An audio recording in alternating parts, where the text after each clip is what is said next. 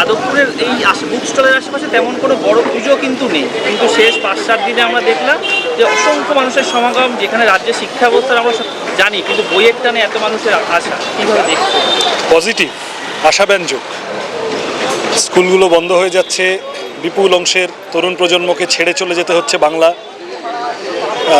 তার মধ্যে দাঁড়িয়ে বইয়ের টানে, লেখাপড়ার টানে, চর্চার টানে যদি এত মানুষ আসেন, এই বুক স্টল অনেক ক্ষেত্রেই আমি জানি যে পুজোর এই 4টে দিন যারা বাইরে থাকেন তারা বাড়িতে আসেন, যারা কর্মসূত্রে বাধ্য তাদেরকে এরকম অনেক আমার চেনা পরিচিত আছেন যারা they make it a point যে পুজোয় ঠাকুর দেখা ইত্যাদির সাথে সাথে বুক স্টলগুলো ঘুরে যাব, পুরনো এসএফআই, পুরনো ডিওয়াইফআই।